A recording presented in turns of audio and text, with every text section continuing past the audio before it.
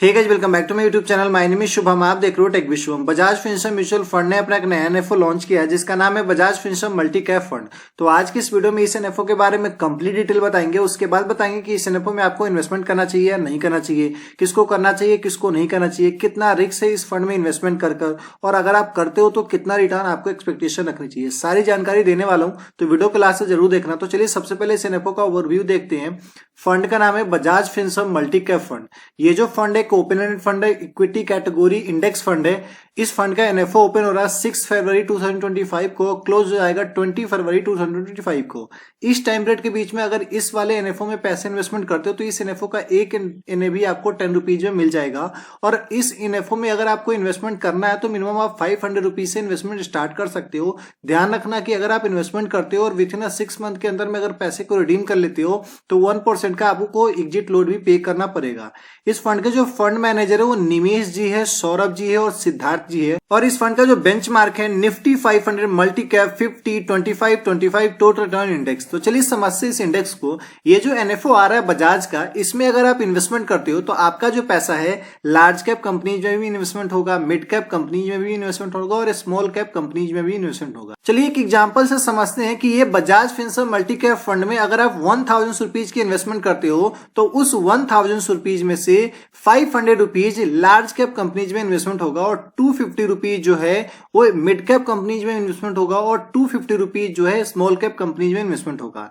तो आपका एक क्वेश्चन होगा कि ये लार्ज कैप कंपनीज कौन से होंगे, मिड कैप कंपनीज कौन से होंगे, स्मॉल कैप कंपनीज कौन से होंगे। ये जितने भी, चाहे वो लार्ज कैप कंपनीज हो, मिड कैप कंपनीज हो या स्मॉल कैप कंपनीज हो, वो वही स्टॉक होंगे जो निफ्टी 500 के अंदर अवेलेबल है। तो चलिए देखते हैं कि Nifty 500 multi cap 50 25 total return index है, उसके अंदर में कौन कौन से स्टॉक है। कुछ स्टॉक के नाम भी आपको बताने वाला हूं, सेक्टर वाइज भी देखेंगे और ये जो इंडेक्स है इसके पास्ट परफॉर्मेंस को देखते हैं कि कैसा परफॉर्म किया है। उससे पहले बता दूं कि अगर आप चैनल पे नए हो तो प्लीज चैनल को सब्सक्राइब करके बगल की बेल आइकन को जरूर दबा लेना, क्योंकि इस चैनल पे हम आपके लिए पर्सनल फाइनेंस, बैंकिंग और म्यूचुअल फंड से related video back to back लेकर आते हैं। इतना ही नहीं, एसबीआई ने भी अपना एक नया एनएफओ लॉन्च किया है, एसबीआई आईटी इंडेक्स फंड, जिसके बारे में मैंने कंप्लीट रिव्यू अपने दूसरे चैनल अमसू फिनटेक पे अपलोड किया है, तो उस वीडियो को भी जाकर जरूर देख लो। अगर आप एसबीआई के म्यूचुअल फंड में प्लानिंग कर रहे हो इन्वेस्टमेंट करने का तो उस वीडियो को सबसे पहले देख लो, उसके बाद ही डिसाइड करना कि आपको इन्वेस्टमेंट करनी है या नहीं करनी है। तो चलिए समझते हैं इस इंडेक्स को जिसका नाम है Nifty 500 multi cap 50 25 total return index.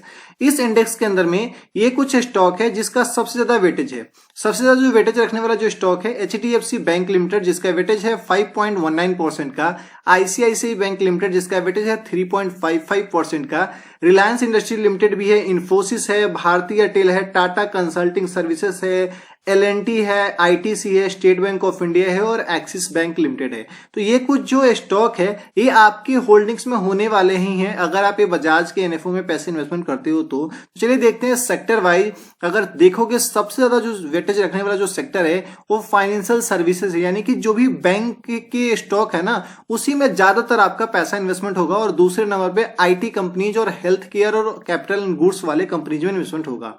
तो चलिए देखते हैं कि ये जो Nifty 500 multi cap 50 25 total index है ये पास्ट में कैसा परफॉर्म किया है। इसके पास्ट को रिटर्न को देखते हैं, उसके बाद हम आपको बताएंगे कि आपको क्या करना है, इसमें इन्वेस्टमेंट करनी है या नहीं करनी है। इसके पास्ट परफॉर्मेंस को देखोगे तो यह जो इंडेक्स है लास्ट के 1 ईयर में 9.65% का रिटर्न दिया हुआ है, लास्ट के 5 ईयर में 21% का रिटर्न दिया हुआ है और सिंस एक्सपेक्टेशन देखोगे तो 16.12% का रिटर्न दिया हुआ है। रिटर्न तो काफी एवरेज है, तो क्या हमें इसमें इन्वेस्टमेंट करना चाहिए या नहीं करना चाहिए, अगर करते हैं तो कितना रिस्क होगा और कितना रिटर्न हमें एक्सपेक्टेशन रखनी चाहिए, चलिए बताते हैं। मेरा ओपिनियन सिंपल सा है कि अगर आप प्लान कर रहे हो लॉन्ग टर्म में इन्वेस्टमेंट करने का, लाइक आपका गोल अगर 10 ईयर का है, 12 ईयर का है, तो आप कर सकते हो। रिस्क फैक्टर की बात करूं तो आपको एक अच्छा सा रिटर्न लाकर दे सकता है। क्यों? क्योंकि यह आपके पैसे को large cap, mid cap, small cap सभी जगह इन्वेस्टमेंट करता है।